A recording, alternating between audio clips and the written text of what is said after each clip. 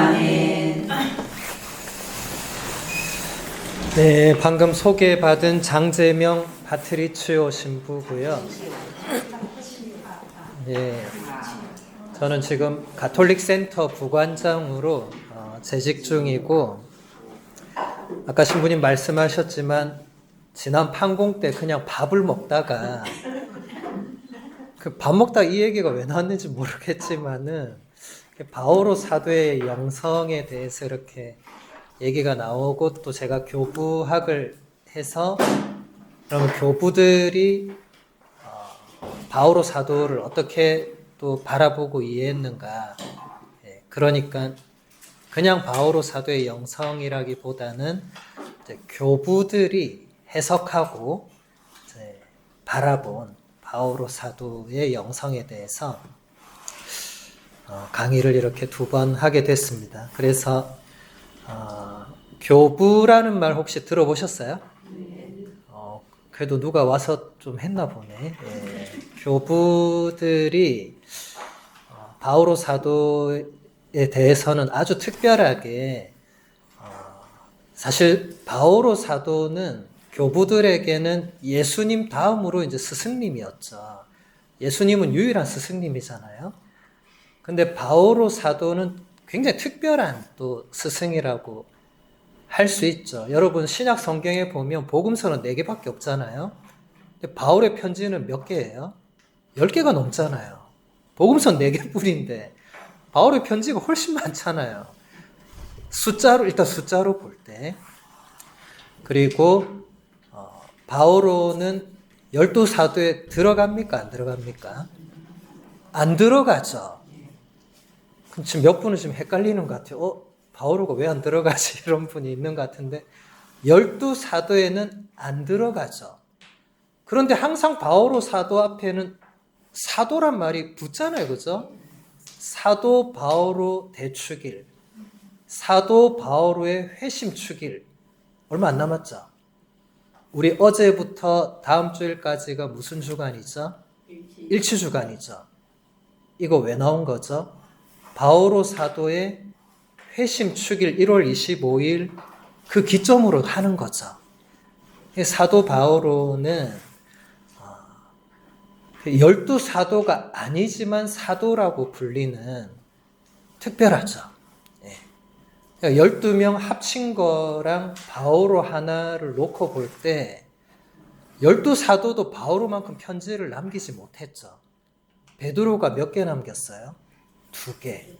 요한이 몇 개 남겼어요? 3개. 근데 바오로 혼자 10몇 개. 대단한 거죠. 그 교부들이 베드로도 인용할 수 있고 요한도 인용할 수 있고 인용 많이 해요. 근데 그때마다 베드로를 이름을 꼭 말해요. 근데 바오로를 인용할 때는 바오로라는 단어를 사용하지 않고 그냥 사도라는 말만 써요. 사도가 이렇게 말했다. 이렇게 해요. 그럼 사람들이 아니 12사도에 바오로까지 13명이 있는데 그 중에 누가 말했다는 말이냐 이렇게 생각할 수 있잖아요. 근데 교부들은 아무도 그런 생각을 하지 않고 사도가 말했다 하면 그 누굽니까? 바오로. 예. 베드로조차도 이런 영예로운 그런 칭호는 못 받습니다. 베드로는 베드로라고 말합니다. 근데 바오로는 이름을 말 안 해도 사도라고 하면 바오로. 예. 교부들의 전통은 지금까지도 이어지고 있습니다. 지금의 교회 문헌에서도 사도가 말했다면 그건 바오로입니다. 바오로. 대단한 분이시죠. 저는 이제 교부들을 이렇게 한국에 와서 강의를 하면서 제가 가장 인상 깊게 와닿았던 부분이 요한 크리소스토모 성인이 참회에 관한 설교를 우리에게 남겨주셔가지고 책으로도 지금 있어요. 참회에 관한 설교 한국말로 있어요. 그것을 제가 우리 저 대청동에 바오로 딸 수녀님들 계시죠? 거기서 수녀님들께 강의를 좀 해드렸어요. 그 요한 크리소스토모 성인이 참회에 관해서 어떻게 설교를 했는가, 이제 그 책 가지고. 근데 그 책의 내용이 대부분 사도 바오로였어요. 그래서 이렇게 뭐 막 얘기하다가 요한 크리소스토모 성인이 그 사도는 서간으로 세상을 낚은 분입니다. 이런 표현이 있었어요. 여러분, 서간이 뭐예요? 그 편지죠. 로마서, 고린토서 하는 그거 있죠. 그러니까 사도 바오로는 그 편지들로 세상을 낚았다는 거예요. 근데 그 표현이 너무 감동적이지 않습니까? 사도 바오로가 그 편지로 세상을 낚을 거라고 편지를 썼겠어요? 아니죠. 사도 바오로가 편지를 쓸 때 상황은 지금 우리가 이렇게 앉아서 이렇게 한가하게 이런 시대가 아니었죠. 그죠? 예, 바오로는 몇 번 죽을 뻔했죠. 편지에도 나오잖아요. 바오로가 어떤 고생을 했는지 직접 얘기하는 구절들도 있잖아요. 그죠? 그런 상황에서 편지를 썼기 때문에 그때는 그 편지로 내가 세상을 낚아야지 그런 생각 못 했겠죠. 그리고 그 편지가 성경에 수록될 거라고 바오로는 꿈에도 생각 안 했을 겁니다. 이게 성경에 올라갈 거야. 그런 생각하면서 어떻게 편지를 써요? 살아있는 사람이. 말이 안 되죠. 그렇죠? 근데 바오로는 정말 여러분이 사도행전도 읽어보고 공부하신 분들은 다 아시겠지만 그 선교 여행, 뭐 혹은 전도 여행을 몇 차례를 하면서 곳곳에 편지를 쓰잖아요. 근데 그 편지들의 내용이 단순한 편지가 아니죠. 뭐 여러분 매일 독서 때 듣잖아요. 그리고 집에서 읽어보셔도 그냥 누구의 안부를 묻고 이런 내용이 아니잖아요. 보통 편지 왜 쓰는 거예요? 안부를 묻죠. 요즘 뭐 편지 안 쓰시지만 예전에 여러분들 손편지 쓸 때 떠올려보면 이 스마트폰 없던 시절에 삐삐도 없고 전화기도 없던 시절에 편지 왜 쓰는 겁니까? 안부 확인하고 생사 확인하고 마음을 전달하고 그런 목적으로 썼잖아요. 오늘날은 안 쓰지만. 근데 바오로는 그런 목적이 아니고 오로지 하느님과 그분의 외아들 예수 그리스도와 성령님과 이분들을 전해야 되는 그 유일한 목표를 가지고 본인도 미친 듯이 다니고 그 와중에 또 미친 듯이 편지를 쓰고. 근데 그게 먼 훗날에 요한 크리소스토모 성인이 4세기 인물이니까 거의 이제 300~400년 지나서 그 교부들이 진가를 알아본 거죠. 물론 성경에도 거의 다 수록이 된 것만으로도 엄청나지만 몇백 년 지난 뒤에 알게 된 거죠. 이게 얼마나 엄청난 가치가 있는가. 바울의 편지가 10개가 넘는다 해도 13개, 뭐 14개 그 정도인데 그걸로 세상을 낚았다는 거예요. 그걸로. 우리는 다 부르심을 받았죠.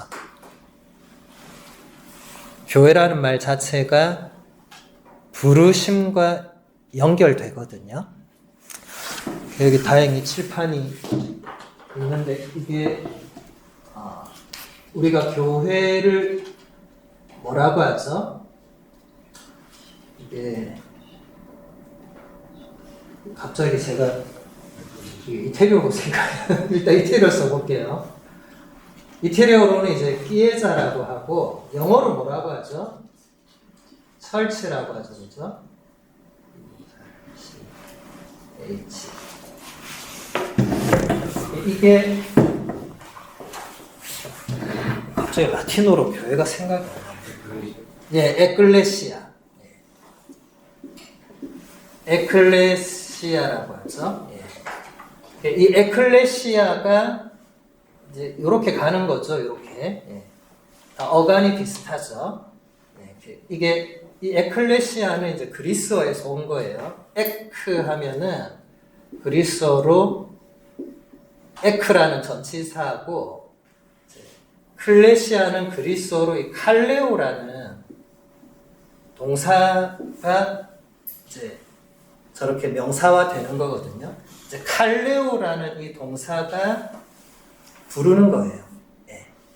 이제 에크는 이제 전치사죠. 어디 장소, 예. 어딘가로 불러 모으는 거죠. 지금 우리가 여기 지금 모였잖아요. 우리가 교회죠, 그죠? 교회. 그래서 이 부르심이 굉장히 중요하죠. 부르시는 주체는 하느님 혹은 예수님, 그러니까 주님이죠, 주님. 주님을 그리스어로 퀴리오스라고 들어보셨죠? 퀴리오스.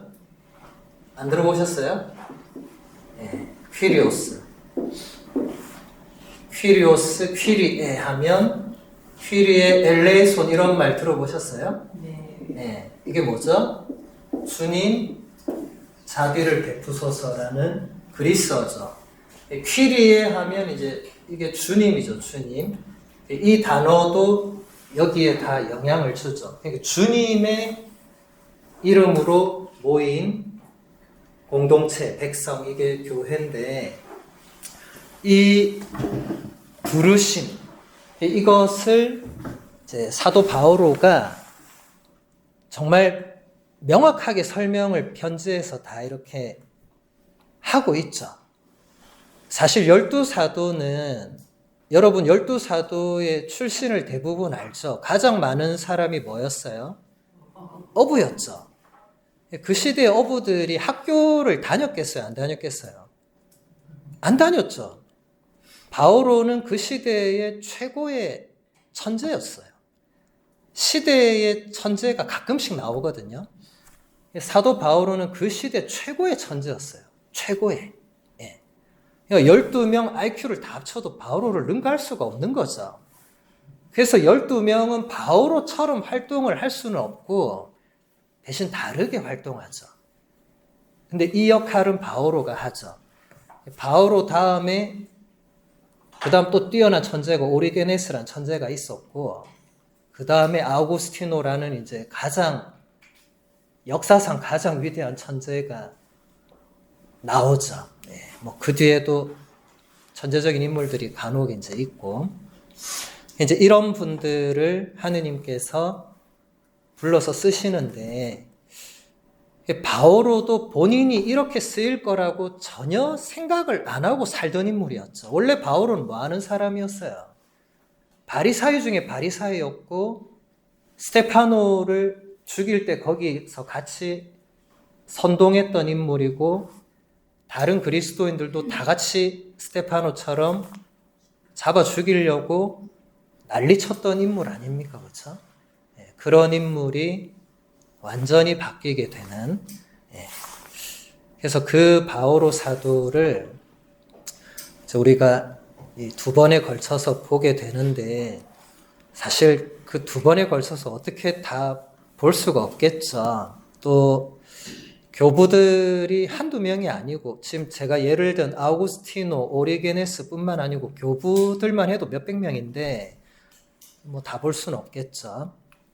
그래서 제가 지금 여기 책을 하나 이렇게 들고 왔는데 이게 보면은 이제 교부들의 성경 주해라고 해서 혹시 보셨어요? 이런 책?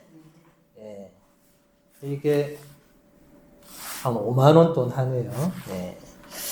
그래서 이 분도에서 이제 신약 성경 8번째고 이게 로마서. 그러니까 교부들이 로마서를 주해를 한 책입니다. 이게 총 29권이 있거든요. 창세기부터 요한묵시록까지 73권을 교부들이 싹 다 해석을 하거든요. 그걸 현대 학자들이 또 싹 다 모아요. 모아서 이렇게 또 이렇게 만들어서 이 두께가 좀 이렇잖아요. 크기도 이렇고. 이런 걸 또 29번으로 만들었어요. 그렇게 해서 이것을 29번 전체를 번역한 나라가 전 세계에서 한 10개도 안 돼요. 근데 우리나라가 한 거예요. 대단한 거예요. 이게 장인산 신부님 들어보셨어요? 장인남 대주교님 들어보셨어요?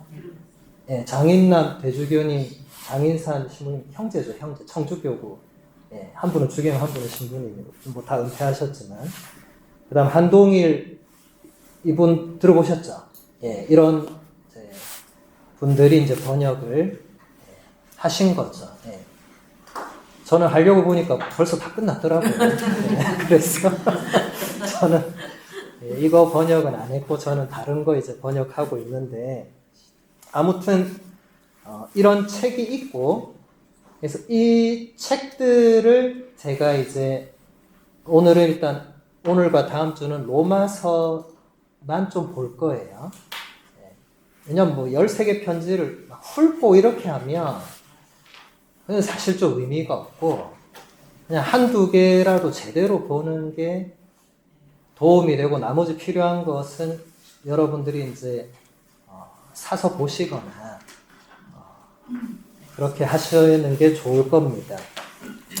그래서 이제 이 책의 내용과 이제 교부들이 바오로 사도를 이제 어떻게 또 생각하고 해석했는지 같이 보도록 하겠습니다.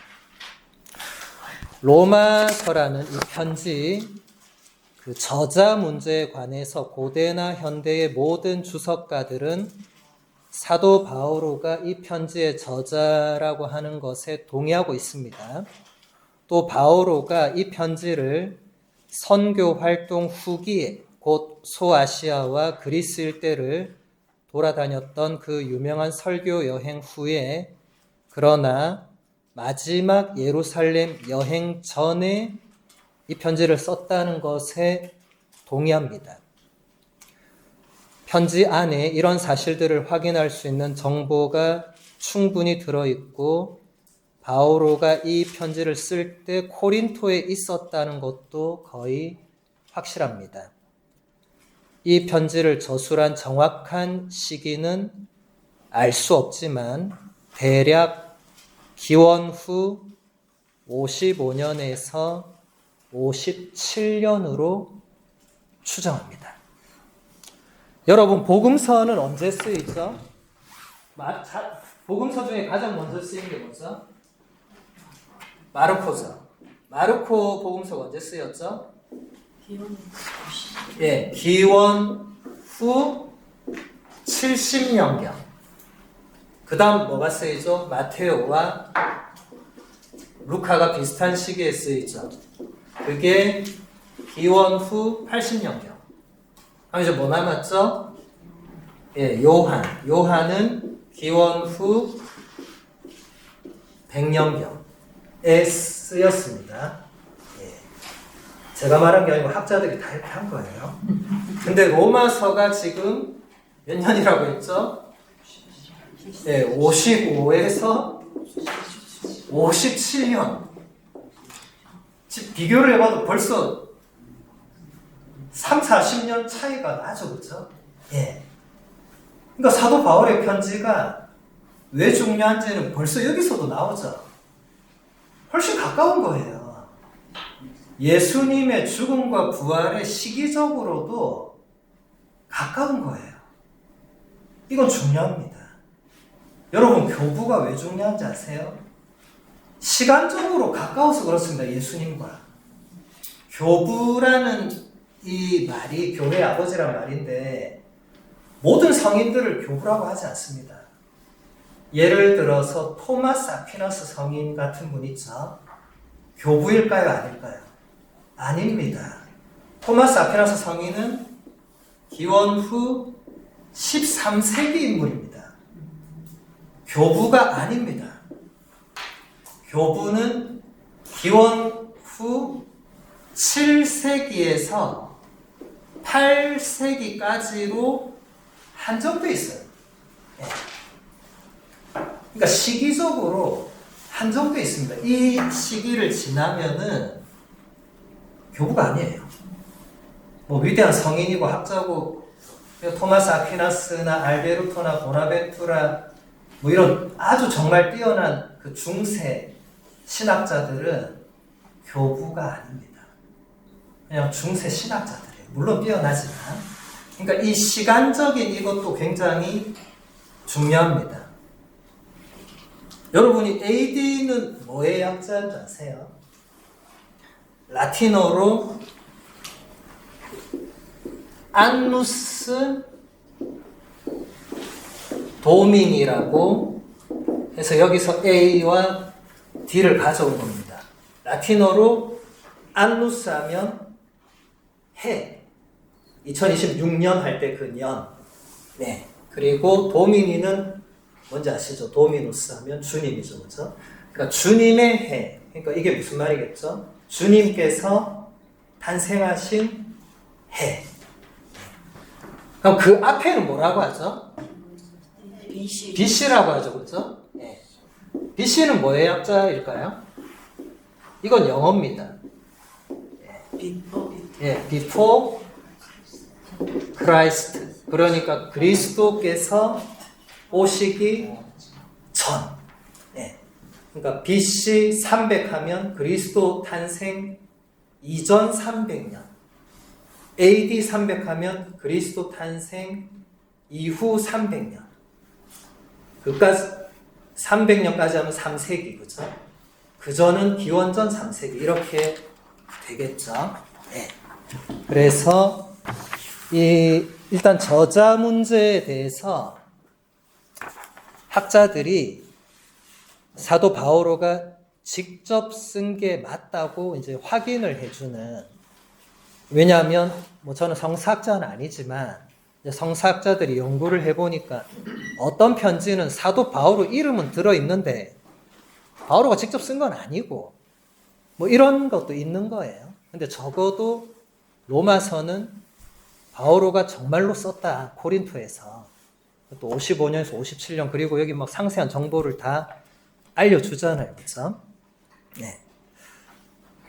로마서는 코린토 1서와 함께 바오로 서간들 가운데 특별히 긴 서간 가운데 하나이며 로마 제국의 수도에 있는 교회에 쓴 편지입니다. 이 서간이 중요한 이유는 로마 교회의 초기 상황에 대해서 우리에게 알려주기 때문입니다. 우리에게 전해진 4세기까지의 로마서 주해서나 해설에는 베드로 사도에 관한 언급이 거의 없습니다. 콘스탄티노플이 세워진 이후에야 로마의 저술가들이 로마 교회의 베드로 기원을 주장하기 시작했습니다. 이것은 아마도 로마가 이미 제국의 유일한 수도로서의 역할을 잃어버린 후에도 로마 교회의 수익권을 다른 교회들이 계속 인정하도록 하려는 의도에서였을 것이라고 학자들이 주장하고 있습니다. 콘스탄티노플은 기원 후 330년 그쯤에 세워지거든요. 콘스탄티노플 하면 이게 누구 이름을 딴 거겠죠, 그죠? 네, 누구 이름을 딴 거겠어요? 콘스탄티누스라는 로마 제국을 처음으로 통일시킨 황제. 영어로는 콘스탄틴이 되겠죠, 그죠? 그 어머니는 누구죠? 헬레나 성녀. 네. 예루살렘에 그 십자가 찾으러 가신 엄청난 여장부 계시죠? 네. 그 아들은 뭐 별로 신앙도 없었지만은 이 어머니 덕분에 가톨릭이 엄청 좋은 그걸 많이 받았죠. 콘스탄티누스 황제가 다 통일시키고 나서 313년에 밀라노 칙령 혹은 밀라노 협정이란 것을 맺어서 뭘 발표했죠? 이제 로마에서 모든 종교는 자유롭게 믿을 수 있다. 그전에는 어떻게 했죠? 로마 제국이 지정한 신 외에는 그 어떤 신도 믿으면 잡아 죽였죠. 그걸 뭐라고 하죠? 박해라고 했죠. 그래서 300년 가까이 박해 시대가 있었죠. 300년. 네. 예수님 이후부터 313년까지면 거의 300년이죠. 그렇죠? 300년 동안 신자들이 박해받고 신앙 때문에 목숨을 빼앗기거나 다치거나 그랬죠. 그래서 여러분 로마에 가면 그 지하로 이렇게 가보셨죠? 카타콤바라고 들어보셨죠? 가보신 분도 있을 거고. 그게 뭐예요? 하도 죽이니까 도저히 뭐 지상에서는 살 수가 없으니까 땅굴 파고 들어간 거예요. 우리 신자들이, 우리 선배 신자들이 땅굴 파고 이게 너무 넓어서 지금도 다 유적 발굴이 안 됐죠. 거기 함부로 들어가면 죽습니다. 못 나옵니다. 절대로 여러분 앞으로 그런 데 가서 가지 마라고 하는 데를 가면 안 됩니다. 근데 꼭 그런 데 가는 사람이 있어요. 죽습니다. 못 돌아옵니다. 그 정도로 얼마나 많은 신자들이 정말 무수하게 박해를 받았겠어요. 그죠? 그 박해를 끝낸 게 콘스탄티누스 황제였죠. 이 황제가 313년에 밀라노 협정을 발표하고 이제 그리스도교가 지하에서 지상으로 올라오는 엄청난 이변을 겪었죠. 그리고 그뿐만 아니라 황제가 이 종교의 호의적이니까 이 황제의 힘을 받게 된 거죠. 헬레나 성녀가 물론 큰 역할을 했지만, 그러니까 땅 위로 올라온 것만 해도 이제 숨 쉬고, 이제 누가 안 죽이니까 숨 쉬고 살만 했는데 이제 이게 점점 더 올라가서 나중에는, 이 나중은 좀 콘스탄티누스 훨씬 뒤에지만 어쨌든 그 4세기 말에 이제 테오도시우스라는 황제 때는 아예 그리스도교가 로마 제국의 국교가 됩니다. 국가 종교가 됩니다. 7, 80년 전만 해도 지하에서 숨어서 막 이러고 있던 종교가 전 로마의 종교가 되는, 이 엄청난 일이 생기게 되는데, 그 콘스탄티누스 황제가 이제 자신의 이름을 딴 새로운 수도를 오늘날의 그 튀르키예 그 지역에, 거기에 콘스탄티노플이라는 어마어마한 도시를 이제 세웁니다. 그게 로마의 수도가 되죠. 그러니까 지금의 로마는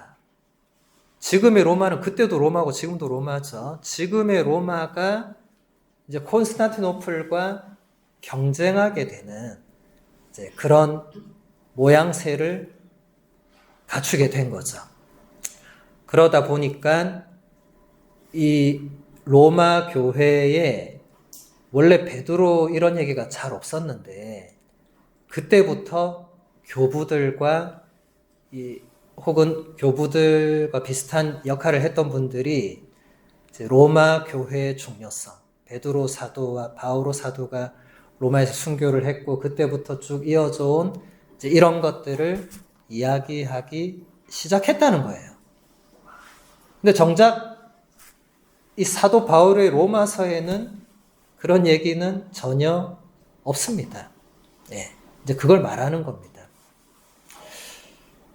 바오로의 서가는 로마 제국의 수도에 있던 그리스도교 공동체에 관해서 우리가 가지고 있는 가장 오래된 증언입니다. 그리고 로마서에는 바오로에 앞서 베드로 사도가 먼저 로마에서 가르쳤다는 직접적인 증거는 없습니다. 근데 그럴 수밖에 없었던 것이 오늘날과 같은 상황이 전혀 아니었잖아요. 오늘날은 우리가 어디서 뭐 하는지 다 알잖아요. 그냥 스마트폰에 나오잖아요. TV 틀면 나오잖아요. 근데 여러분 그 2000년 전을 생각해 보세요. 바로 옆에서 누가 뭘 해도 어떻게 알아요, 그거를. 내가 직접 보지 않고서는. 그리고 누가 봤다고 해도 그걸 믿을 수가 있습니까? 없습니까? CCTV도 없는데.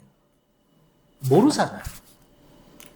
그러니까 이 성경에 기록된 내용만 가지고는 그 안에서 세세하게 무슨 일이 있었는지 사실은 다 알 수가 없고, 여러분 성경은 아시다시피 그런 리포트가 아닙니다.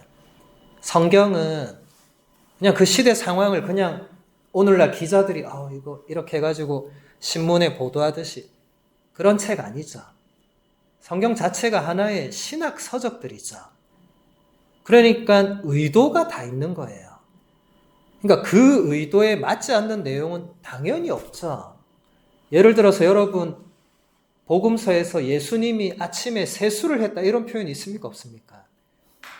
없습니다. 또 몇 분이 또 좀 생각하시는 건데 어디선가 내가 뭘 본 것 같은데 세수를 하고 화장을 고치고 아닙니다. 예수님 얘기가 아니고 아마 구약에서 뭐 다른 거 봤겠죠. 없습니다. 뭐 구약의 에스텔이나 뭐 유디시 뭐 세수하고 이런 내용이 있었을 수는 있겠죠. 저도 지금 유심히 뭐 찾아보진 않았지만 예수님이 세수했다는 건 없습니다. 그럼 여러분 예수님이 세수를 한 번도 안 했다는 말이겠어요?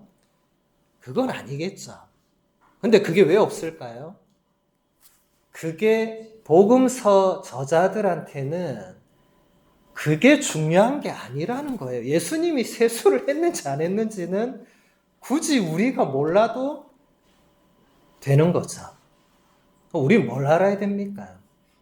예수님이 정말로 하느님의 아들이냐 아니냐 이런 게 중요한 거죠. 어제 세수했나 오늘 안 했나 이거는 중요하지 않습니다.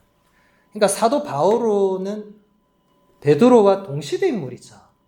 같이 활동을 했죠. 그러니까 너는 여기서 열심히 하고 난 여기서 열심히 하는데 지금 이 서로 뭐 어떻게 하고 이게 지금 중요한 게 아니잖아요. 사도행전 보면 한번 만나서 보고하고 이런 내용은 나오지만 그 이후로는 만날 수가 없잖아요. 오늘날하고 다르죠. 오늘날은 그냥 이거 폰 이렇게 해가지고 패드 열어서 이제 화상 채팅해서 줌으로 연결해가지고 그냥 뭐 아니면 페이스톡 해가지고 잘 있나 이렇게 하면 되지만 그 시대에는 그게 안 되잖아요. 네. 그러니까 제가 이런 말씀을 드리는 이유는 성경에 없는 내용이라고 해서 그게 정말 그 시대에 이루어지지 않았다 그건 아니라는 거예요. 네. 그 대신에 다른 자료들이 그런 걸 또 보충해 줍니다. 뭐 외경이라든지 또 교부들의 많은 작품들에서 이제 그런 것들이 이제 나오는 걸 볼 수 있죠. 외경이라는 말은 들어보셨죠? 네. 이 외자는 바꿔도 외자겠죠, 그렇죠? 네. 외경이라고 하면 성경의 그 정경에 포함되지 않은 책들을 외경이라고 하겠죠. 네. 정경은 성경에 정식으로 수록된 책을 정경이라고 하죠. 몇 개죠? 73권이죠. 구약이 46권이고 신약이 27권이죠. 그래서 제가 어릴 때 우리 본당 수녀님이 천국의 전화번호는 732-4627이다 이렇게 가르쳐 주셔가지고 제가 10원짜리 동전 2개를 들고 공중전화에 가서 732-4627을 실제로 걸었던 사람입니다. 네. 걸었더니 결번이라고 나오더라고요. 그래서 수녀님께 그 다음 주에 가서 막 울면서 이게 천국 번호가 아니라고 얘기했더니 수녀님 너무 깜짝 놀래가지고 너 같은 애 처음 본다고 그랬던 어린애가 이렇게 강의를 하고 있네요. 예. 아무튼 그 73권에 포함되지 않은 책들을 이제 외경으로 분류를 합니다. 복음서는 4개만 인정됐죠, 그렇죠? 그 외에 모든 복음서는 외경입니다. 뭐 예를 들면 야고보 복음서, 토마스 복음서, 바오로 복음, 베드로 복음 뭐 엄청 많거든요. 다 외경입니다. 외경. 외경이라는 게 전부 다 허무맹랑한 뭐 그런 얘기다 이렇게 끝나는 건 아니고 이 정경의 기준은 전례와 밀접한 연관이 있습니다. 전례 때 이 성경이 선포될 수 있는가 없는가, 그 안의 내용이 이 우리 계시 진리에 부합되는가 부합되지 않는가. 그래서 부합되지 않는 내용이 조금이라도 있으면 그것은 진리에 성경 말씀은 진리잖아요. 성경 말씀에서 진리가 아닌 게 있다면 그건 성경이 될 수 없죠. 그래서 빠진 겁니다. 빠졌지만 어떤 내용들은 그게 우리 신앙에 도움이 될 만한 내용이 있을 수 있겠죠. 예를 들면은 여러분 성모님의 부모님 계시죠? 안 계세요? 성모님은 그냥 뚝 떨어졌어요? 하늘에서? 예. 예. 성 요아킨과 성녀 안나, 여기 안나 없어요? 예. 안나도 있으시잖아요. 예. 성 요아킨과 성녀 안나가 성모님의 부모님이잖아요.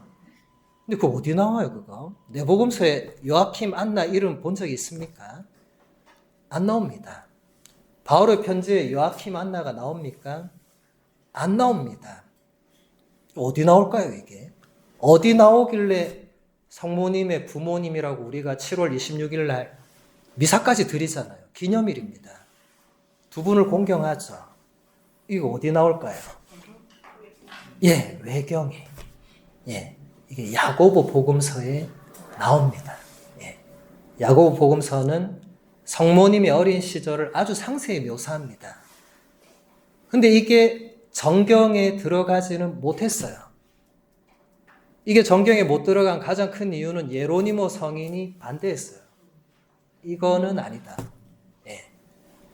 그래서 여러분 교부들이, 예로니모 성인도 교부입니다. 교부들이 얼마나 중요한 역할을 했느냐. 성경을 결정하는 것도 교부들이 한 거예요. 물론 이렇게 직접적으로 막 다 하진 않았지만은 이제 교부들이 볼 때 이거 아니다 하면 아닌 거예요. 네. 그러니까 닭이 먼저냐, 달걀이 먼저냐 이런 약간 우문을 여기서 적용한다면 성경이 먼저냐, 교부가 먼저냐 할 때 사실 성경은 이렇게 늦게 기록됩니다. 네. 전승이 먼저 있는 거죠. 기록은 뒤에 된 거죠. 지금 예수님이 33년, 37년 그 사이에 돌아가신 걸로 학자들이 얘기를 하는데 첫 복음서가 70년에 쓰였으니까 40년은 기록이 없는 거죠. 바울은 복음서를 지금 우리에게 남겨진 이 복음서를 쓰지 않았죠. 편지는 썼지만. 그럼 이때는 뭐가 작동한 거죠? 구전이 작동했겠죠. 그렇죠? 예. 글로 안 전해질 때는 말로 전해지는 거죠. 왜냐하면 이때만 해도 사도들이 엄연히 살아있기 때문에 사도들이 생생한 증인이 되죠. 근데 사도들이 이제 하나 야고보부터 순교해서 죽기 시작하니까 이제는 직접 눈으로 본 사람이 없죠. 바오로도 직접 보지 않았잖아요. 바오로만 해도 예수님 시대에 직접 예수님이 바오로 이리 와 이렇게 한 사람이 아니죠. 바오로에게는 특별 계시가 있었지만 어쨌든 이제는 글로 적어야 되는 그런 시기가 온 거죠. 그렇죠? 이제 그러다 보니까 사실 무엇이 앞서냐고 할 때 적어도 신약에서 보면 구전이 앞서 있는 거죠. 이건 굉장히 중요한 겁니다. 왜냐하면 마르틴 루터가 가톨릭 교회를 떠나갈 때 세 가지의 기치를 내세우면서 나갔거든요. 혹시 3S라고 들어보셨어요? 세 가지 S를 주장하고 나갔습니다. 첫 번째는 솔라 스크립투라. 그러니까 이게 뭐냐면 오직 솔라는 이제 솔로 오직 성경만으로 구원받는다. 그 뭐가 필요 없다? 성전, 거룩한 전승 그거 필요 없다. 그래서 개신교는 미사, 성사, 성모님에 대한 공경 뭐 이런 거 하나도 없죠. 루터가 다 필요 없다고 하는 바람에. 네. 그 다음에 솔라 피데. 네. 피데스 하면 이게 믿음이죠. 그렇죠? 오직 믿음만으로 구원받는다. 뭐가 필요 없는 거죠? 행위는 필요 없다. 근데 여러분, 야고보서 읽어보면 뭐라고 되어 있습니까? 믿음에 실천이 따르지 않으면 그거 죽은 거다. 루터는 야고보서를 성경에서 빼려고 했어요. 빼면 어떻게 되죠? 이단입니다. 그러니까 루터도 차마 빼지는 못했죠. 빼면 이단이라는 걸 루터도 알고 있었기 때문에 차마 빼지 못했고, 그 다음에 마지막으로 솔라, 제가 대문자 소문자를 막 같이 쓰다 보니 솔라 그라치아 지워도 되죠 밑에? 네.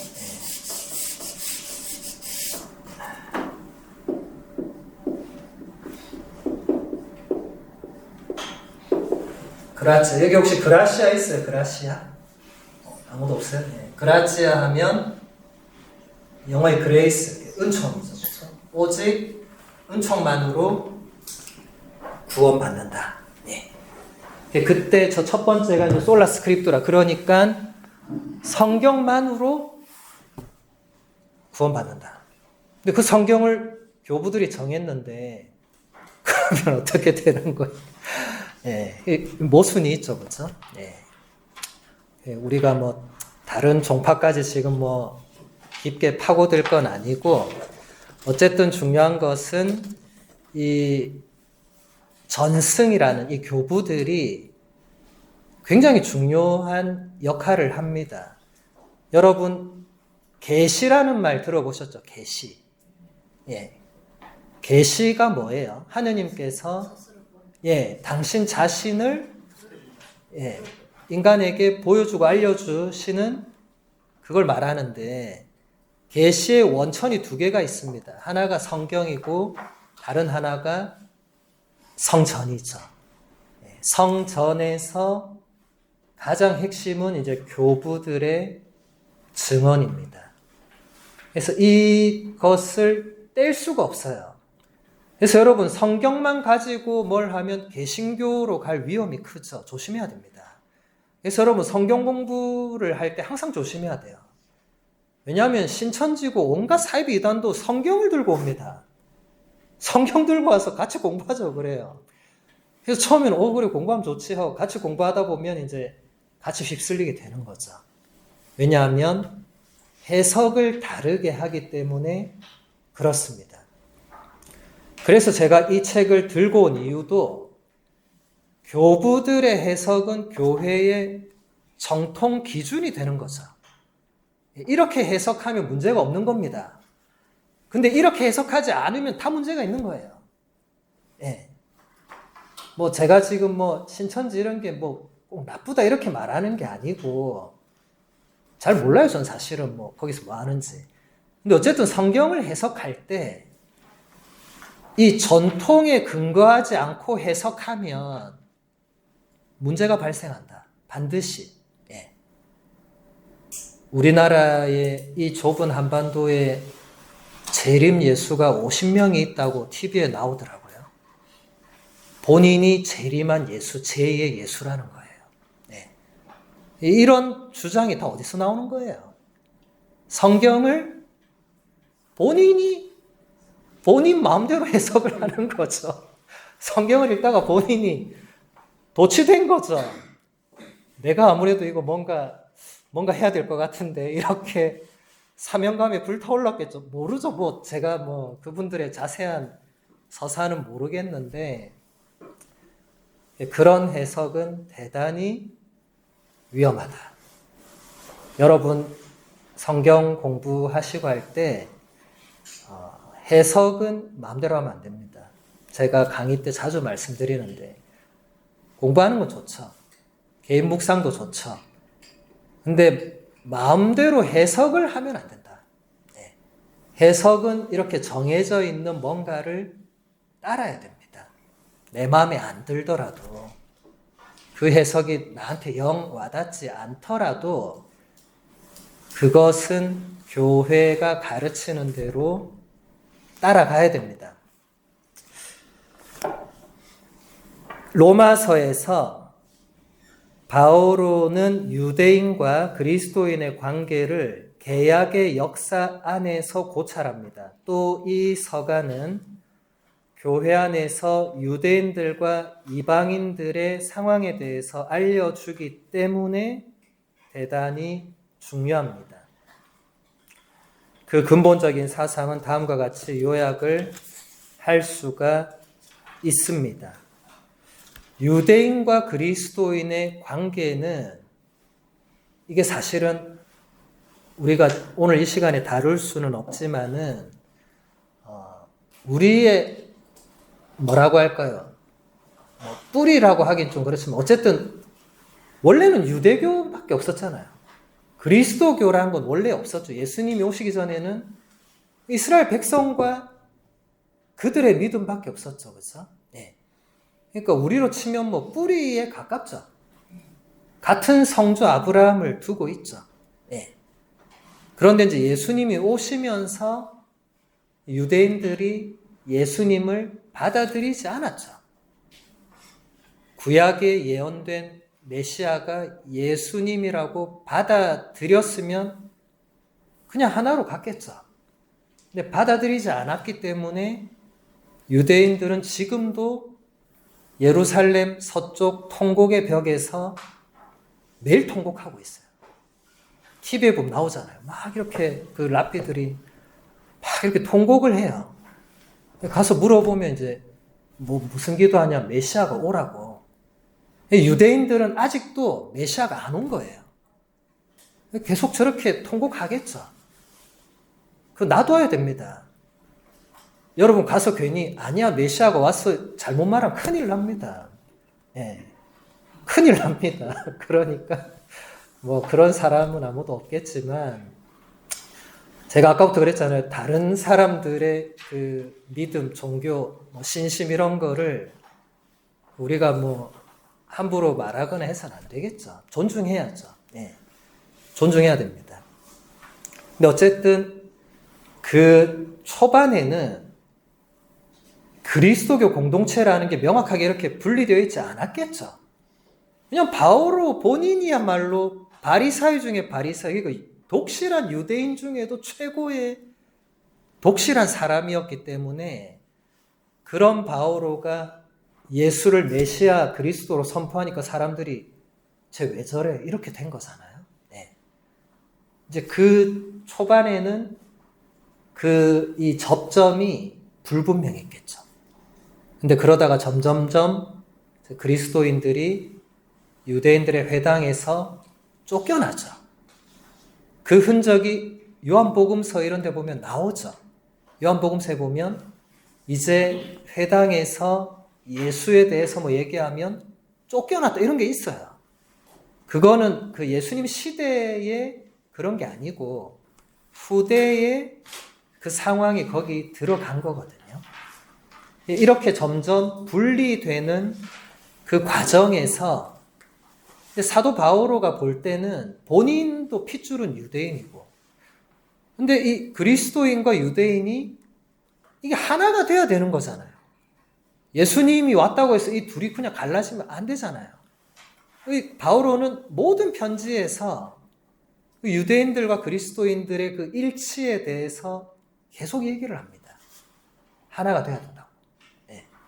그리스도께서 그 갈라놓으려 오신 게 아니고 그리스도는 그 둘 사이에 오히려 벽을 허무는 그 평화라고 그렇게 강조했지만 끝내 그렇게 되지 못했죠. 지금까지도 2000년이 다 됐는데. 그래서 이 근본적인 이제 사상을 보도록 하겠습니다. 예수 그리스도는 인류의 구원자로 오신 분이지만 유대인들에게 먼저 오셨습니다. 그분의 생애와 활동 또 죽음은 모두 다 근본적으로 유대교라는 배경 안에서 이루어졌습니다. 사도들과 그들의 첫 추종자들 또한 유대인으로서 그들은 구약 성경의 약속들이 개약의 백성을 위해서 예수 그리스도 안에서 이루어졌다고 믿었습니다. 그러나 바오로를 비롯한 사도들은 복음을 다른 민족들에게도 선포하게 되었습니다. 이 이방인들은 유대교인이 되지 않았고 그 규정과 예식 체계를 따라야 할 필요도 느끼지 않았으니 실상 유대교의 법과 예식 체계는 예수 그리스도의 오심으로 더 이상 쓸모가 없어졌다고 사도들도 인정했기 때문입니다.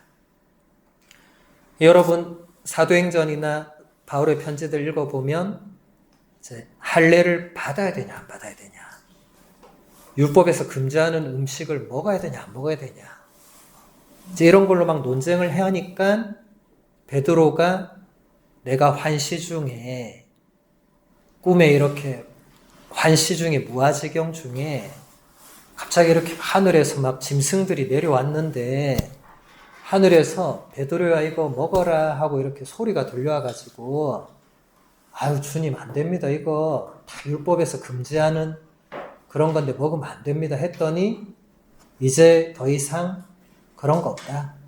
다 하느님께서 주신 것은 다 그게 좋은 것이니까 먹어도 된다. 이제 이렇게 전환점이 발생을 하게 되는 겁니다. 할례도 마찬가지입니다. 할례를 반드시 받아야 됩니다. 유대인과 유대교에 들어가려면. 그런데 사도 바오로가 이걸 어떻게 해석하죠? 이제 더 이상 직접적으로 그 육신에 그렇게 칼로 살을 찢는 그런 할례가 아니고 이제는 마음으로 할례를 받고 이제 그게 뭐로 바뀌죠? 세례로. 그게 세례를 준비했던 거다. 이제는 세례를 받아야 된다. 왜냐하면 예수님은 더 이상 할례를 받아라 이렇게 안 했기 때문에 이제는 세례를 받아야 된다. 그러니까 예수 그리스도라는 분이 오심으로써 유대교는 이제 기존에 자기들이 추구해왔던 모든 것을 뒤집어 엎어야 되는 거예요. 오늘 복음에 나오는 것처럼 새 포도주는 새 부대에 담아야 하는 거예요. 그런데 유대인들은 안 바뀌려고 했잖아요. 그죠? 그걸 예수님이 그 헌 가죽 부대에 비유를 하신 거잖아요. 새 포도주는 예수님 자신이고 헌 가죽 부대는 그 유대인들, 예수님을 받아들이지 않는 그 모든 걸 말하겠죠. 그래서 이 차이점이 정말 중요한 겁니다. 모든 것은 유대교라는 배경 안에서 이루어졌지만은 점점점 거기서부터 분리될 수밖에 없는, 그리고 특히 처음부터 핏줄로 유대인이 아니었던 이방인들은 본인들이 생각하기에도 이제는 그게 전혀 중요한 게 아닌 거예요. 이제 예수님이 오셔서 완전히 새로운 뭔가가 발생했기 때문에 이제 사도 바오로는 이 부분에서 물론 베드로도 역할을 많이 했지만 사도 바오로가 훨씬 더 열성적인 바리사이였기 때문에 이 부분에서 바오로가 결정적인 공을 세우고 역할을 한 거죠. 사실 바오로 덕분에 그리스도교가 따로 세워졌다고 해도 과언이 아니겠죠. 바오로가 아니었다면 어떻게 됐을까 저는 한번 생각만 해봤는데 아직까지 그리스도교는 그 중동 지역 안에 머물러 있었을 수도 있죠. 바오로의 활동이 만약 하나도 없었다면. 12사도는 그 유대 지역을 거의 안 벗어났죠. 물론 전승에 의하면 토마 사도가 인도까지 갔고 베드로가 로마에 와서 순교했다고 하지만 바오로의 활동에 비하면 굉장히 미미한 차원이었겠죠. 그러니까 이 바오로의 이 활동과 그 활동의 그 결과물로 남겨진 이 서간들의 중요성은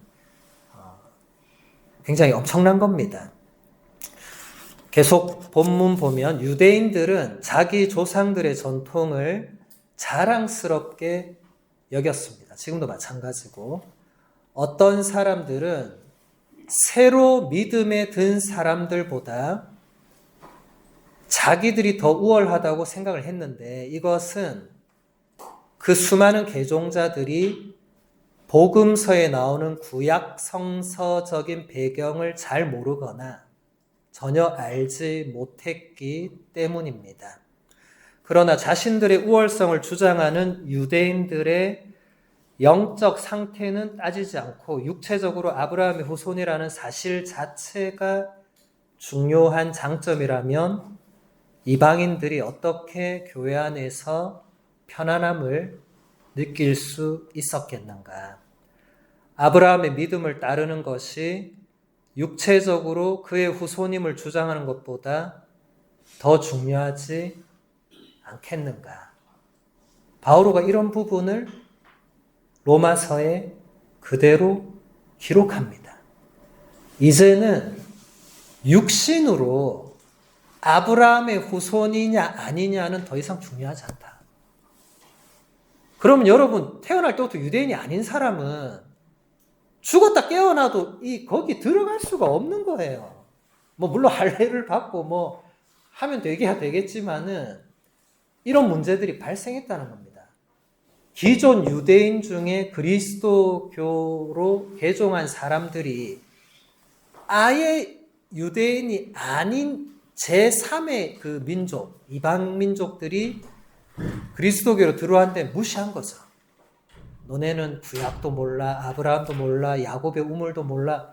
너네 아는 게 뭐 있어?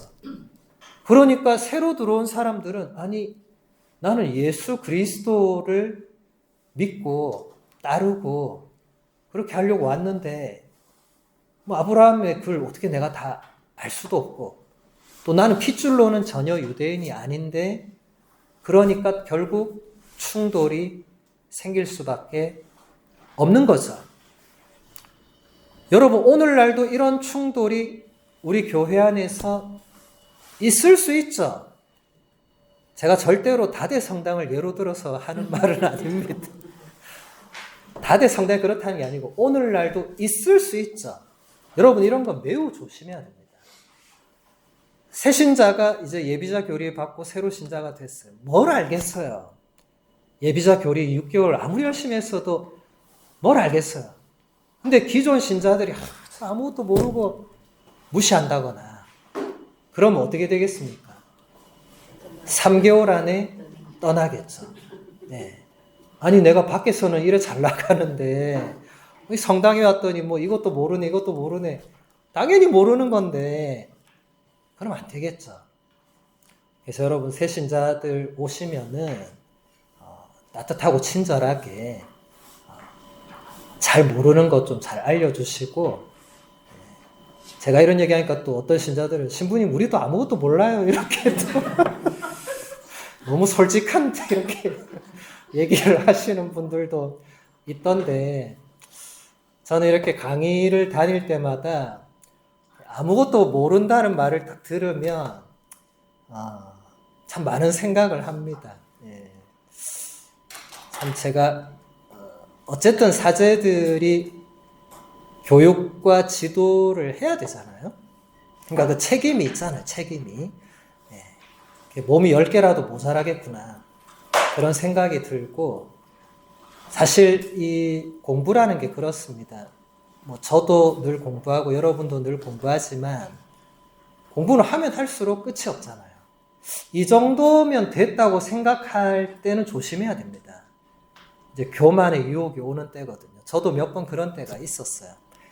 그런데 그 순간을 넘기고 나면 또 다시 초심으로, 다시 처음으로, 첫 마음으로 돌아가서 공부를 할 수밖에 없는 신앙도 그렇죠. 우리가 신앙생활을 40년 했네, 50년 했네. 그런데도 여러분도 생각해 보면 내가 아는 것보다 모르는 게 더 많은 것 같고 그러니까 그 신앙 생활의 그 횟수가 우리에게 하느님을 아는 어떤 그런 그 지고한 지식의 가치, 그 필리프스서에 나오는 그 존귀한 삶의 가치를 그 횟수가 그냥 늘려주는 건 아니다. 네.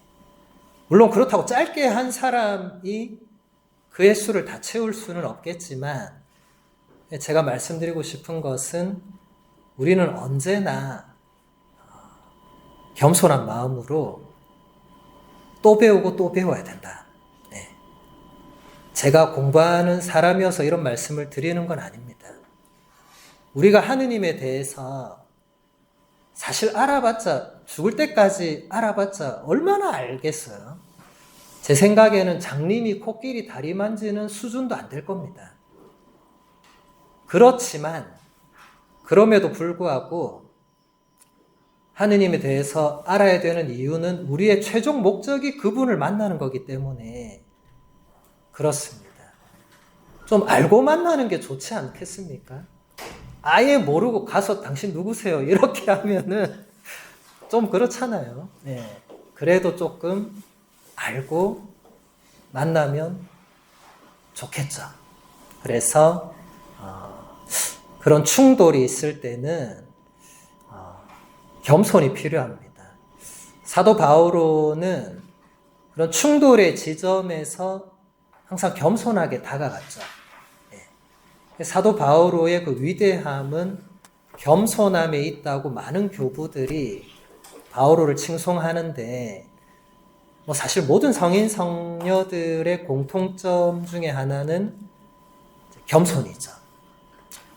예수님도 교만한 자들을 다 이렇게 멀리 하셨고 우리가 성모님의 그 노래에도 보면 하느님께서는 교만한 자를 내치시는 분이죠. 우리가 영적 교만이라는 게 있거든요. 굉장히 조심해야 됩니다. 누가 거기에 걸려들지는 아무도 몰라요. 예. 근데 조심해야 됩니다.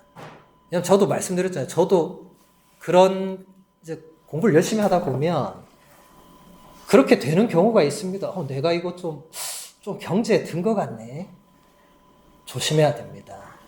여러분 아빌라의 데데레사 성녀의 영혼의 성이란 책에 보면 우리 영혼에서 예수 그리스도를 만나는 단계까지 몇 개가 있어요?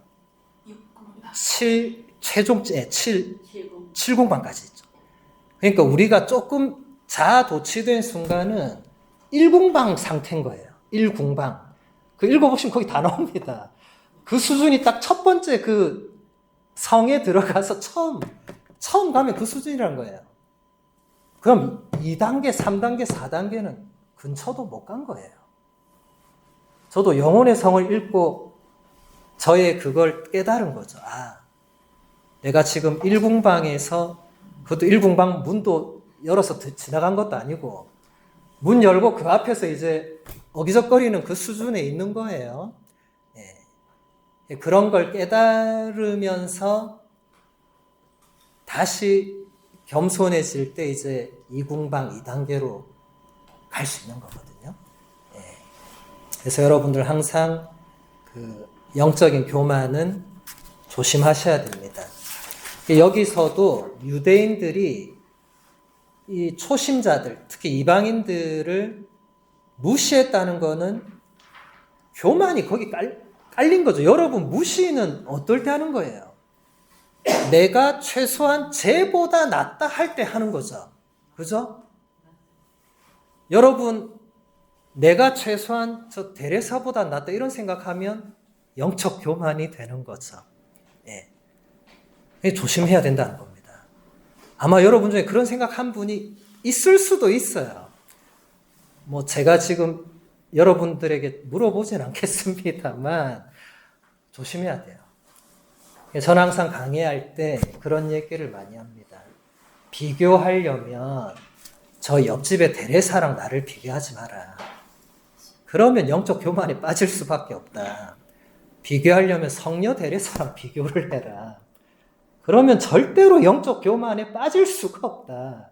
성녀 데레사를 능가할 수가 없기 때문에 평생 겸손하겠죠. 네. 그래서 여러분 옆집에 마리아랑 비교할 그런 게 있을 때 영혼의 성을 읽으시면은 도움이 될 것입니다. 바오로가 처한 상황이 이랬던 거예요. 유대교와 그리스도교가 아직 100% 분리는 안 됐지만 이 뭔가 이제 수많은 그 문제들이 계속 회당이나 그 삶의 자리에서 발생을 하고 있던 상황. 이 상황에 대해서 바오로는 양쪽이 다 옳은 부분이 실제로 있고 또 어떤 면에서는 또 잘못된 부분도 있다고 하면서 양쪽 다 유일한 교회로 일치시킬 수 있는 그런 공통의 바탕이 있다고 가르쳤습니다. 그 편지들 안에서 유대인들이 자기 조상과 전통을 중요시하는 것은 옳은 일입니다. 왜냐하면 그것이 예수 그리스도의 오심을 가리키기 때문에 그렇다. 이 전통을 제대로 이해하고 실천한다면 이것은 유대인들이 그리스도인의 삶을 살아가는데 큰 도움이 될 수 있는 거죠. 그런데 아브라함이 믿었던 것을 믿지 않고 아브라함이 행한 것과는 다르게 다시 말하면 신앙으로 하느님과 관계를 맺지 않으면서 아브라함의 후손인 것을 자랑하는 것은 아무 의미가 없다 라고 이방인들이 주장했는데 이 또한 옳은 말이겠죠. 요한복음서 8장 39절에서 40절에 보면 이런 구절이 나옵니다. 그들이 우리 조상은 아브라함이요 하자 예수님께서 그들에게 말씀하셨다. 너희가 아브라함의 자손이라면 아브라함이 한 일을 따라해야 할 것이다. 그런데 너희는 지금 하느님에게서 들은 진리를 너희에게 이야기해 준 사람인 나를 죽이려고 한다. 아브라함은 그런 짓을 하지 않았다. 예수님 말씀입니다. 네. 자, 여러분, 유대인들이 조상들의 전통을 지키는 그 이유와 목적과 의미가 본인이 유대인 핏줄이기 때문에 그렇게 하는 그것은 참된 아브라함의 그 신앙의 후손인 것과는 아무 상관이 없는 거거든요. 이방인들은 그걸 지적한 거예요. 그 예수님도 지금 그걸 말한 거예요. 너희가 참으로 아브라함의 자손이면 아브라함이 믿고 행한 걸 해야 된다. 그냥 육체적으로 그냥 내가 아브라함이 이삭을 낳고 이삭이 야곱을 낳고 야곱이 유다를 낳고 유다가 타마르에게 이렇게 이걸로 해서는 이게 다가 아닌 거예요. 근데 끝까지 그걸 주장하면은 갈라치는 거죠. 그렇죠?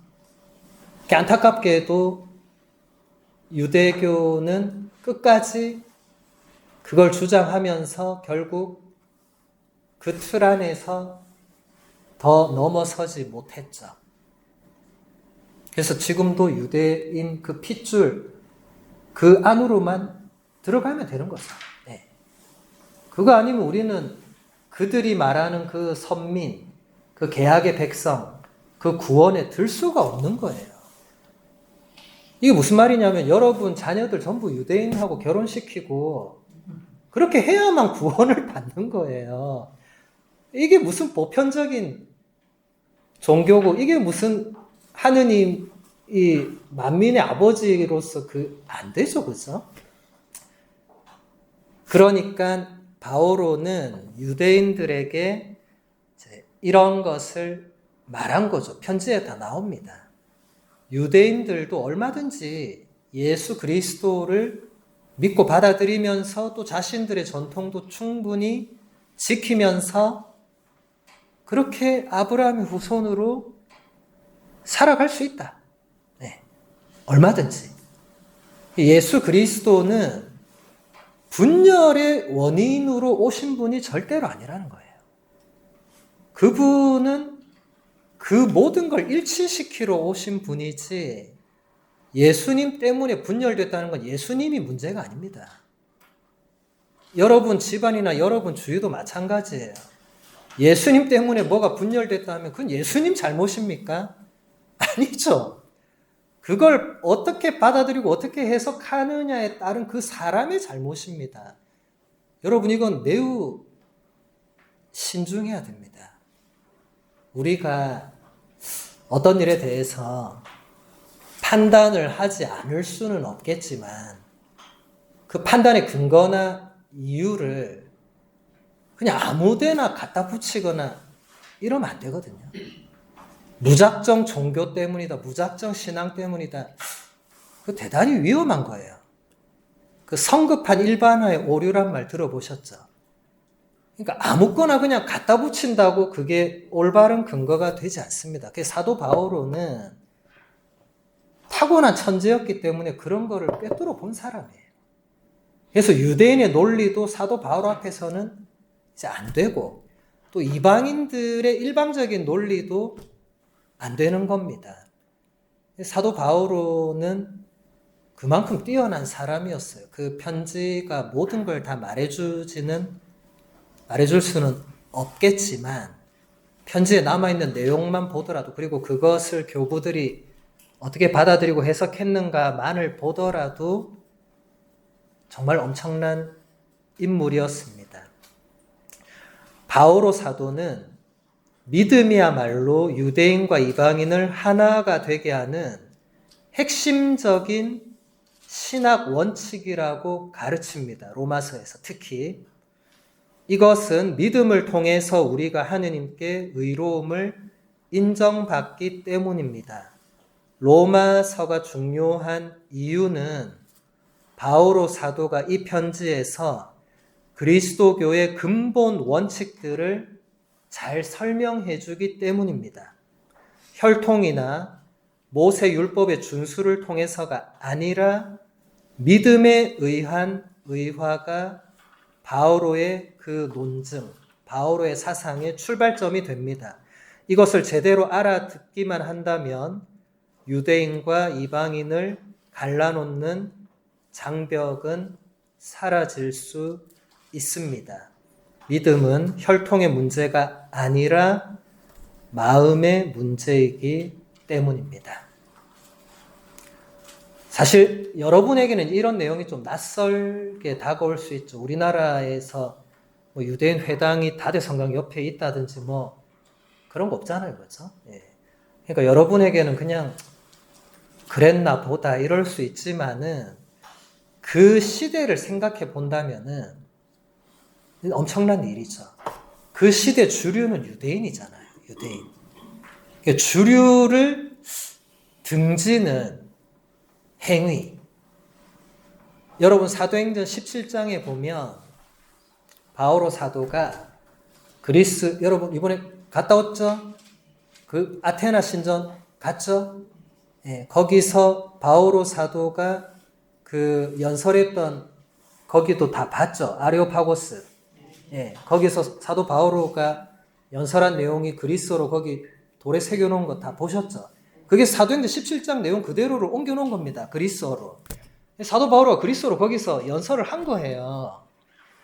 여러분도 그때 느끼셨겠지만 그 아테나 신전이 얼마나 엄청납니까? 지금 돌기둥밖에 없는데도 그렇게 엄청난데 그 시대에는 실제로 그게 다 갖춰져 있었을 거니까 어마무시했겠죠. 근데 그 신전 앞에서 사도 바오로가 뭘 말했습니까? 아테나 여신은 신이 아니라고 한 거예요. 여러분 이걸 어디다 비유해야 되냐?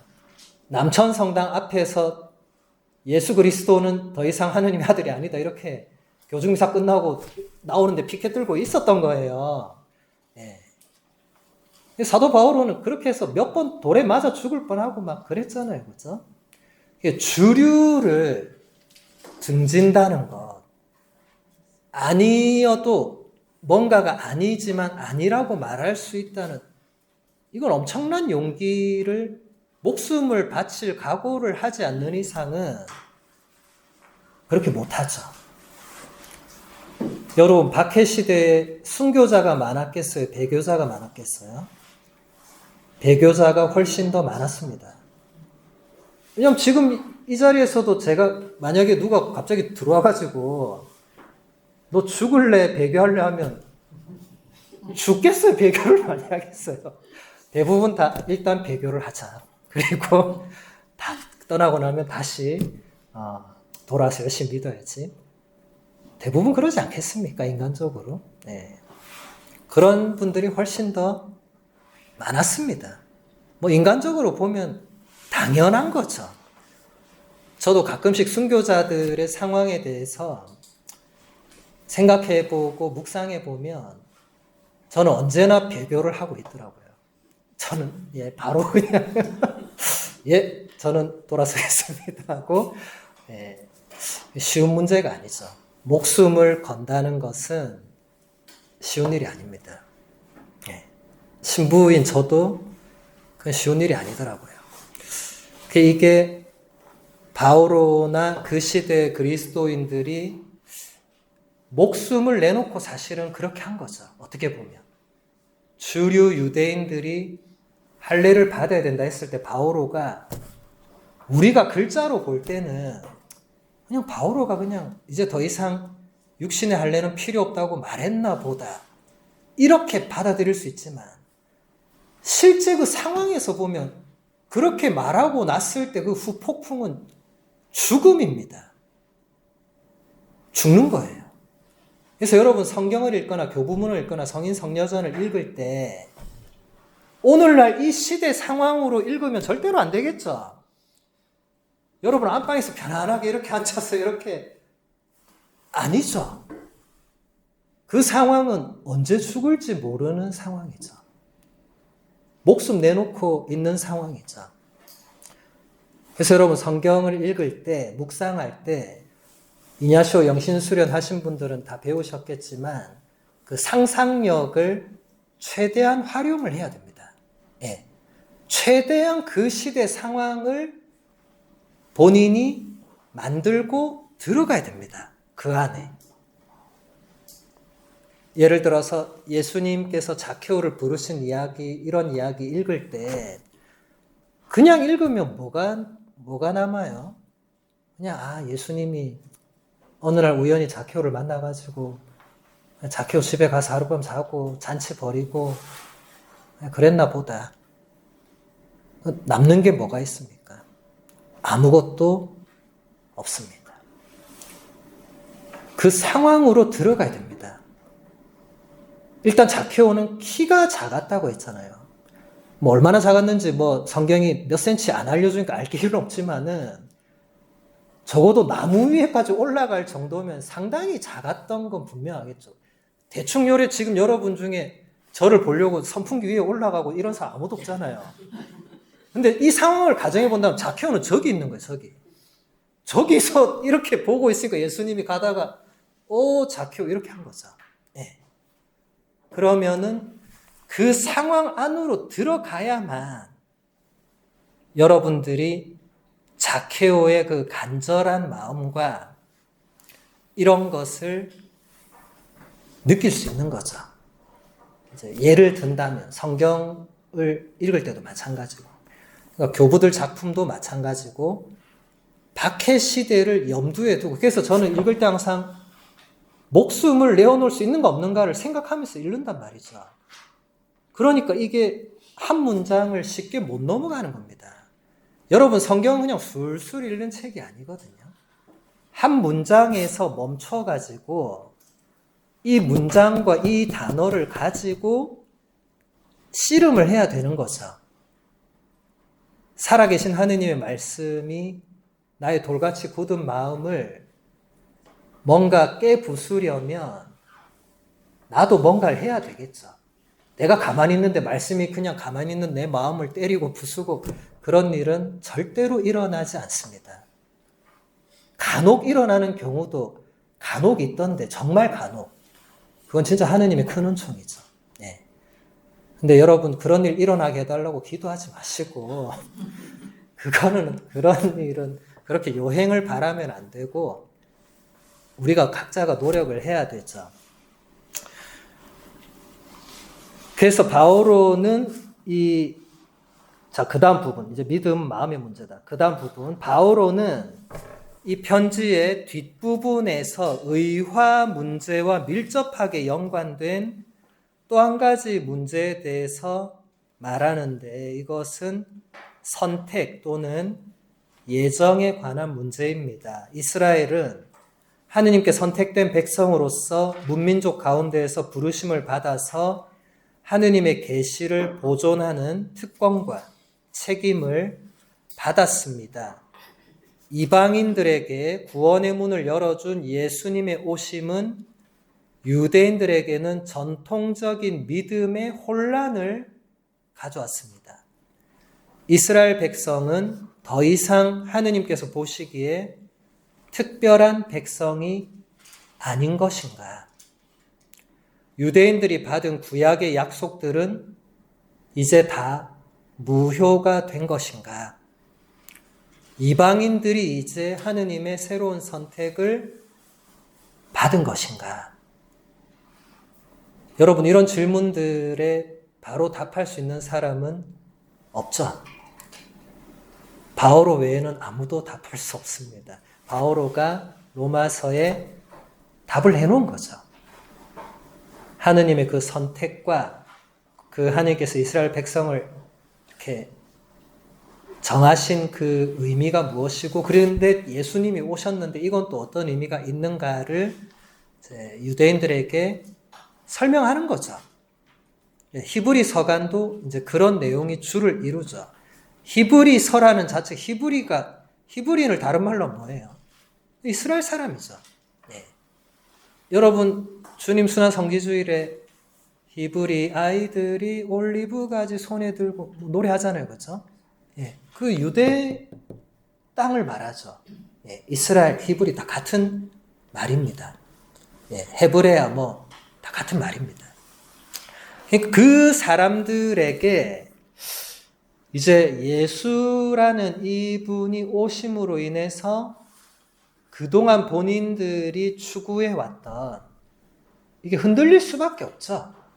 당연한 거죠. 여러분, 뭔가 전통적인 것이 흔들리는 것은 꼭 나쁜 의미만 있는 건 아닙니다. 좋은 의미에 흔드는 게 있거든요. 그런 의미에서 성인, 성녀들은 다 대부분 그 시대에 그런 역할을 했죠. 사람들은 그냥 편안하게 그냥 가는데 성인, 성녀들은 뭔가 그걸 흔들었죠. 그래서 대부분 성인, 성녀들은 그 시대에 제대로 된 평가를 못 받는 경우가 많았습니다. 제가 아까 그렇게 자주 얘기했던 아빌라의 데레사 성녀도 그렇고 십자가의 성요한도 그렇고 종교 재판을 몇 번씩 받았어요. 이상한 거예요. 그 시대 사람들이 볼 때는 뭘 저렇게까지 해야 되나? 이렇게 생각한 거죠. 사도 바오로도 그 시대 유대인들이 볼 때는 배반자고 변절자인데다가 이상한 거예요. 근데 말로 싸우면 안 되거든요. 결국 어떻게 하죠? 죽이는 거죠. 네. 오늘날도 마찬가지죠. 말로 해서 안 되면 죽이는 일이 자꾸 생기니까 이제 여러분 밤길도 무섭잖아요. 이제 나가서 이제 누구 말도 못 걸잖아요. 말 잘못 걸었다가는 어떻게 할지 모르니까. 네. 그 시대나 이 시대나 변함없는 일인데, 이제 바오로가 이 문제들을 어떻게 돌파하는가? 바오로는 정면 돌파를 선택합니다. 바오로뿐만 아니고 교부들, 성인, 성녀들은 모두 다 이런 문제들이 발생했을 때 측면으로 어떻게 가고 이런 거 없습니다. 다 정면으로 돌파합니다. 결과는 첫 번째는 죽는 것, 두 번째는 엄청 고통받는 것. 다 안 좋거든요. 그러면 이제 사람인 이상은 우리는 일단 사람이니까 일단은 생각을 해보잖아요. 그죠? 여러분도 그렇죠. 무슨 일이 생기면 일단 생각을 해봅니다. 내가 어느 포지션을 취해야 되는가, 내가 이쪽 포지션에 갔을 때 본당 신부님이 칭찬하시는가 화내시는가 이제 이런 거를 생각을 하고 포지션을 취할 수밖에 없죠. 정면 돌파를 선택하는 것은 쉬운 일이 아닙니다. 네. 그리고 또 이게 정면 돌파를 선택하라고 할 때 이게 정면인지 아닌지 제대로 알고 가야 되겠죠. 그죠? 엉뚱한 길인데 이게 정면이다. 이런 사람들도 의외로 많아요. 네. 사입이나 이단들은 다 그런 쪽입니다. 엉뚱한 데로 가면서 자기가 이게 정면이라고 생각하는 거예요. 네. 위험하죠. 바오로는 이제 이것을 어떻게 풀어내는가? 일단 하느님의 계획과 약속들은 절대로 변경될 수 없다고 못 박습니다. 사도 바울의 편지에 이런 부분들이 몇 번씩 등장합니다. 하느님의 계획, 결정은 취소되거나 철회될 수가 없다. 그걸 부정해버리면 하느님의 전능하심, 전지전능하심이 부정되어 버리죠. 여러분, 하느님이 실수할 수 있습니까? 없습니까? 없습니다. 여러분 중에 간혹 쟤는 정말 하느님의 실패작이야. 하느님이 실수했어. 이렇게 생각할 수 있지만은 그 잘못된 생각입니다. 하느님이 아이고 내가 깜빡했네. 이렇게 해서 얘를 낳았거나 쟤를 다대에 보냈거나 그건 절대로 그렇게 생각하시면 안 되겠죠. 다른 사람에 대해서도 그렇고 본인에 대해서도 하도 주위에서 신부님 제가 2%가 부족하다는데 하느님이 실수하신 거 아닐까요? 그런 사람이 있던데 제가 그분한테 이랬습니다. 저는 3%가 항상 부족합니다. 네. 하느님이 실수한 건 아니죠. 네.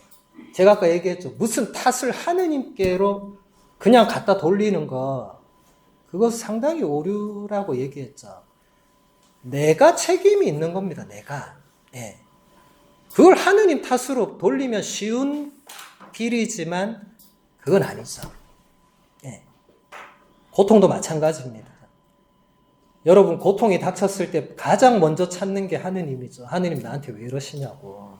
좋을 때는 안 찾다가 고통이 오면 나한테 왜 이러시냐고. 잘해준 거에 대해서는 왜 한 번도 하느님 그렇게 안 찾더니 갑자기 아프니까 하느님께 왜 이러시냐고 하면 제가 하느님이어도 참 어이가 없을 것 같긴 해요.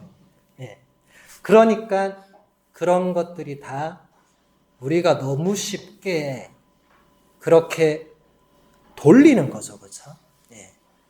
내가 거기 그건 정면 돌파가 아니죠. 내가 거기서 뭔가를 이렇게 책임지고 이렇게 하는 게 아니고 항상 누구의 탓으로 돌려버리는 예. 우리가 미사 때는 내 탓이어 놓고 나가서는 네 탓이어 하는 이런 것과 매우 비슷한 거죠. 예. 내 탓이하고 가슴 3번 치지만 나가면 이게 안 되죠. 그죠? 예.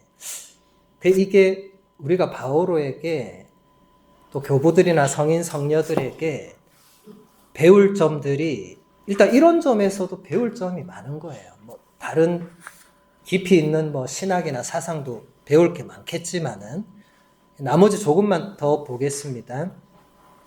유대인들은 여전히 하느님의 선택된 백성입니다. 그러나 그들이 선택되었다는 표시는 이제 더 이상 할례와 같은 외적이거나 의식적인 그런 게 아니고 바로 믿음, 곧 아브라함이 지녔던 것과 같은 그 믿음입니다. 이런 믿음을 가지고 있는 유대인들은 아브라함과 같은 선택을 받지만 나머지 유대인들은 그렇지 않습니다. 아브라함과 같은 믿음을 지닌 이방인들은 선택된 사람들 안에 포함되지만 다른 이방인들은 그렇지 않습니다. 이게 바오로의 답입니다. 믿음이 그냥 오늘날도 마찬가지죠. 믿음이 내가 세례만 받았다고 해서 그 신앙인이 바로 되는 거예요. 여러분 세례받고 지금까지 살아오면서 느끼실 거 아니에요. 세례는 정말 시작점에 불과했구나. 물론 세례성사의 은총은 영원히 유효하죠. 인호가 영혼에 새겨지잖아요. 이건 지워지지 않죠. 옛날 어르신들이 그 마지막에 마귀가 저승사자가 그 십자 표시를 보고 못 데리고 간다고 그렇게 막 가르쳐 주셨잖아요. 그건 올바른 가르침입니다. 그 영적인 인장은 지워지지 않습니다. 그런데 그게 아브라함으로부터 내려오는 이 믿음을 그대로 보증해 주느냐? 그렇습니까? 아니죠. 여러분 주위에 수많은 냉담자들을 보시면 알잖아요. 코로나 이전에 그토록 열심히 했던 신자들 지금 전혀 안 나오는 분들 보시면 느끼시잖아요. 아니 어떻게 저렇게 열심히 했던 사람이 이럴 수가 있는가 하는 경우들 보실 거예요. 네. 믿음이 그냥 주어지는 게 아닙니다. 믿음에 대해서 강의를 하려면 뭐 몇 시간 더 해도 모자라겠지만 이 사도 바오로가 로마서에서 강조하고 있는 특히 아브라함을 이제 믿음의 조상으로 이렇게 말하면서 설명하는 이 부분은 사실 정말 중요한 부분입니다. 그리고 지금까지도 우리의 믿음도 아브라함의 믿음입니다. 우리의 믿음은 그냥 생겨난 게 아니에요. 예수님은 아브라함 없이 나는 그냥 이렇게 하지 않았잖아요. 예수님도 엄연히 아브라함의 후손, 다윗의 자손 가운데에서 그 인간이 되신 분이잖아요. 아브라함의 그 믿음에 우리는 자손입니다. 아브라함의 믿음은 창세기 22장에 나오는 그 이삭을 하느님께 바치는 그 시험의 이야기가 또 거기서 결정적인 이야기가 되잖아요. 여러분, 하느님께서 여러분한테 내가 너의 믿음을 시험해 볼 테니까 너의 아들 혹은 딸을 나한테 제물로 바쳐라. 이렇게 했다고 상상만 해보세요. 그거 어떻게 해야 됩니까, 여러분? 아마 바로 다음 날부터 성당을 안 나오겠죠. 그렇잖아요. 아니, 내 아이를 죽이라는데 그 어느 부모가 얘 가자 이렇게 안 되잖아요. 근데 아브라함이 그걸 하잖아요. 여러분 창세기 22장 오늘 집에 가서 한번 천천히 읽고 묵상해 보세요. 근데 아브라함도 얘 가자 이건 아니었고 아브라함의 그 내면을 묘사하는 여러 그 동작들이 거기 나옵니다. 그건 이제 묵상의 여지로 이제 남겨드리는 거고, 그래서 어쨌든 믿음은 그냥 주어지는 건 아니죠, 그죠? 그 시험과 시련 이런 게 또 거기서 중요한 요소가 되고, 그래서 시간이 벌써 지나서 오늘은 아쉽지만 여기까지 하고 다음 시간에 계속 이어서 바오로의 이 선택과 예정에 대한 부분. 그리고 이제 교부들, 아직 교부 얘기는 하지도 못했네요. 이제 그 뒤에 이제 교부들이 이제 어떻게 이것을 또 얘기하는가를 보도록 하겠습니다. 영광송으로 마치도록 하겠습니다. 영광이 성부와 성자와 성령께